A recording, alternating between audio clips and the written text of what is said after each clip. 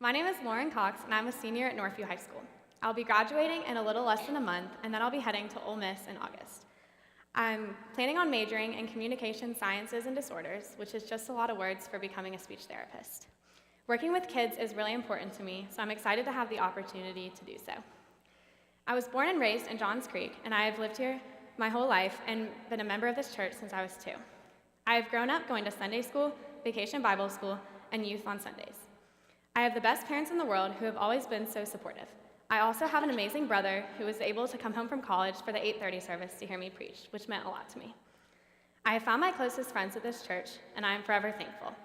Today, I'm going to be talking about an important verse and how it has affected my faith, which is Romans 12:12. It reads, "Be joyful in hope, patient in affliction, and faithful in prayer." I first realized the importance of this verse when I was in the 6th grade.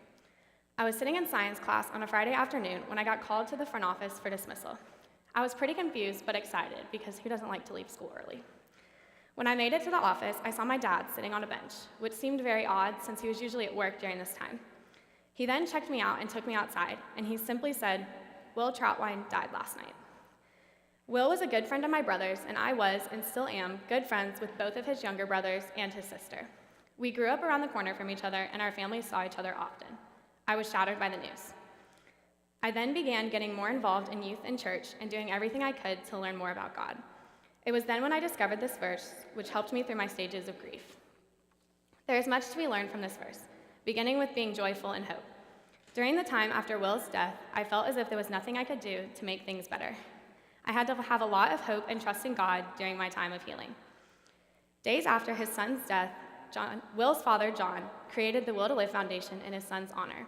The motto of the foundation is love, hope, and the will to live.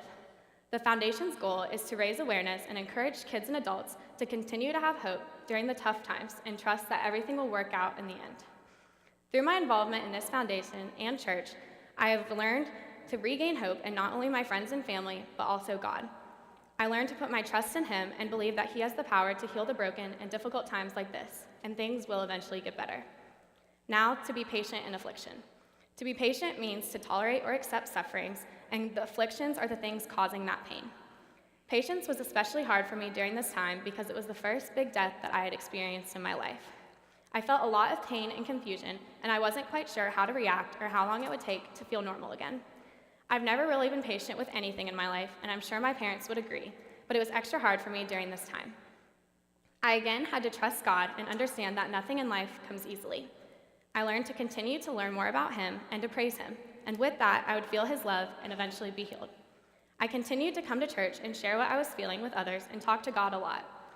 It took a lot of patience, but through my involvement in everything I was doing, it made everything much easier. And finally, to be faithful in prayer. Faith means to have confidence or trust in an individual. During the time of Will's death and many other difficult times in my life, I had to have a lot of confidence with God through prayer. I had to trust God and truly believe that by communicating with Him, things would get better.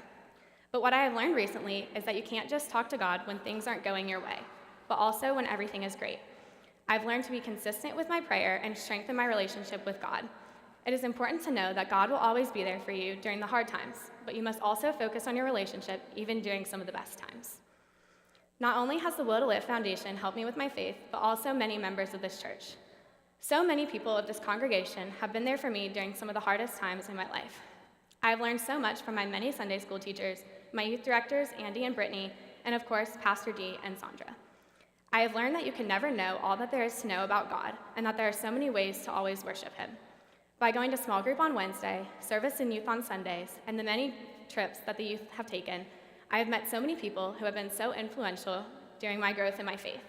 I am so excited to move on to this next chapter of my life, and I hope to continue to learn more about God and always remember to be joyful in hope, patient in affliction, and faithful in prayer. Thank you.